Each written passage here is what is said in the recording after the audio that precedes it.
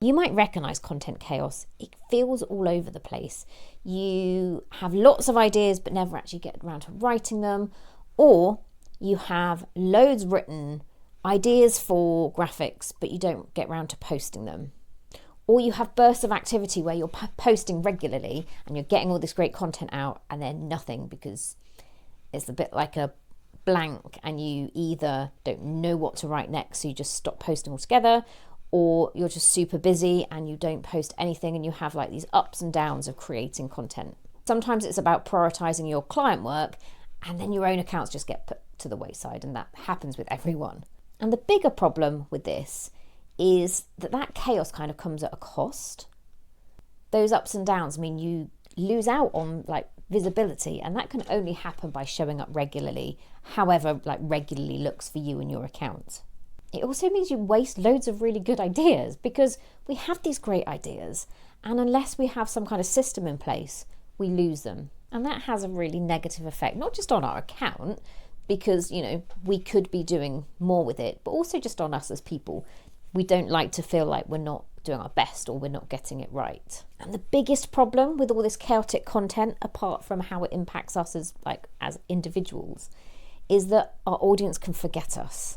Without that regular visibility, they don't see our faces, they don't see our brand, and even simple things like remembering the handle name of who they want to follow. If you're not out there regularly, they might even forget your name on who to search for. And this happened to me over the summer, where I had so much time off from my sort of regular engagement. There were people I wanted to check in on, and I just completely forgot their handle. So I couldn't actually search for them. I had to scroll and scroll until I found them.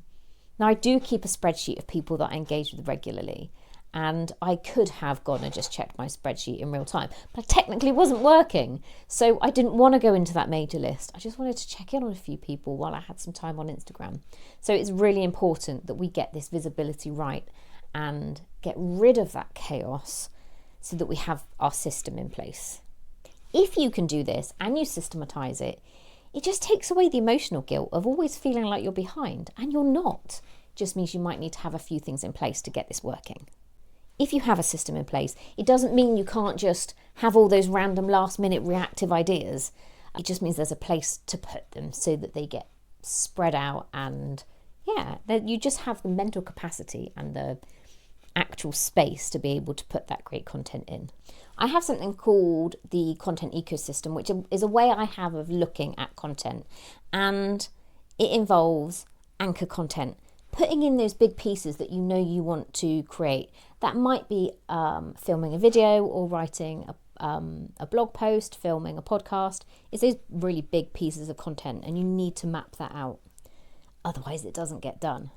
Then is your campaigns. So if you're trying to sell something and you know, let's say, I don't know, Christmas as an example, you want something to be sold at Christmas, December the 1st.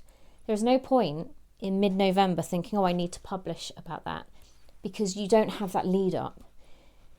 By putting your campaigns in straight after mapping out your anchor content, it will mean that your campaigns have a regular cadence going out. 6 weeks before, in the month before, you might post once a week about it. And in the 2 weeks leading up to your launch, you might post 2 to 3 times a week. You can't do that if you don't allow the space.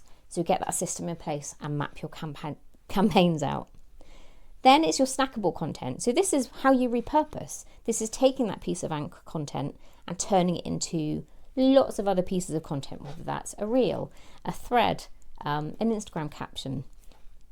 Do the heavy lifting with those big pieces of content that you create. And then the last one is reactive content in this framework, and that is just the space to be able to post in real time about what is going on. And if you've mapped out the other three, you will naturally have space to be able to be reactive. Do your last minute content. So you see a trend on TikTok that you want to give it a go, do it, because you know you've got everything else working in place, so there isn't that chaos there. It might feel like a lot to do right now, but it would be better for you, in my opinion, to post less, get this structure in place so that the ball is rolling, so that then you can start mapping and plotting in all of this content so that that system is there to support you.